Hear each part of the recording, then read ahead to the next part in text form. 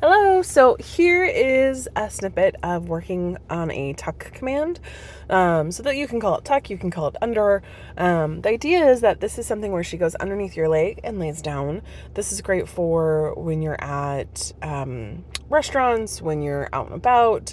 It's just a fun command to teach her how to essentially tuck out of the way. Now you're going to notice that I do one side, and then halfway through you're going to notice that I flip to the other side. Dogs get very stuck positionally. So what I mean by that is, like, if you always go left, then they can't go right. So you have to teach them how to go left and right. And usually one side versus another is easier or harder. I love her little foot paw, like her little paw on my foot right there. She's just like, I'm here, I'm ready. Anyways, you can see where she gets frustrated. Like, she does it the first couple times and then struggles, then gets frustrated. No, I don't want to do this. I'm going to do something else. So the key here is that patience. Hold space, take a breath, and just tell her, just wait for that.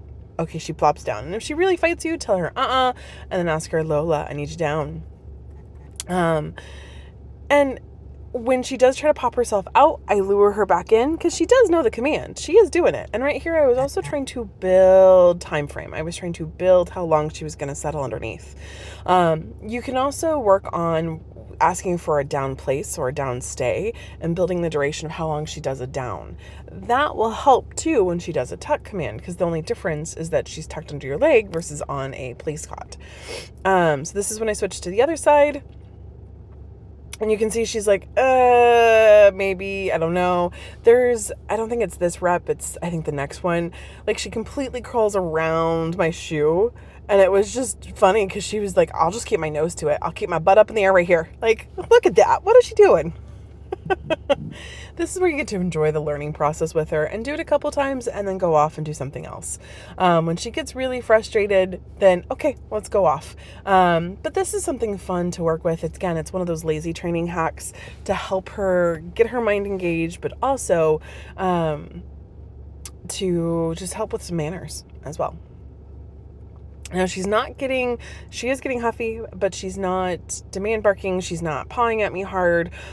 She is sitting and engaging with me. She wants to be a part of the process, and that's what we look for as well. Now here, I was teaching her a spin, and I was like, you know what? How about I teach you to go around things? So spin around. You can teach them how to go around their bodies, but you can also teach them how to go around objects. So this is the first part where you have an object, a cone, a bucket, a chair.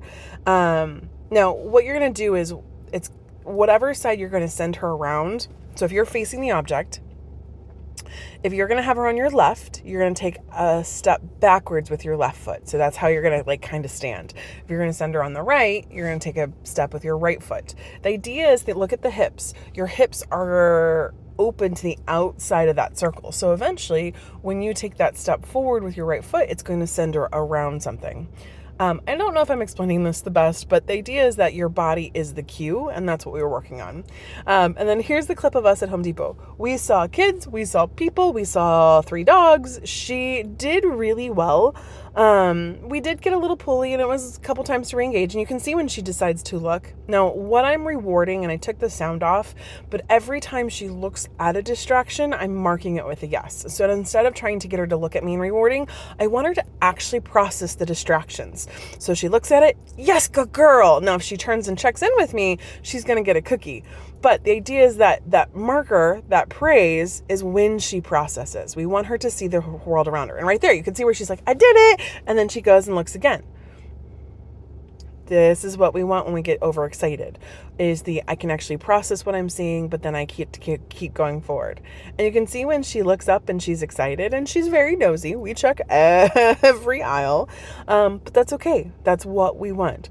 I would recommend doing 1 or 2 walks in Home Depot. Like, let your actual walks, instead of doing really early in the morning. You can still do early in the morning, but do it at Home Depot where it is air conditioned and it's going to be nice and cool on her paws. But you can practice just socializing her with the distractions all around you. 2 or 3 loops around and then go home. It doesn't have to be a very long thing, and it doesn't have to be a big thing. But she did great today.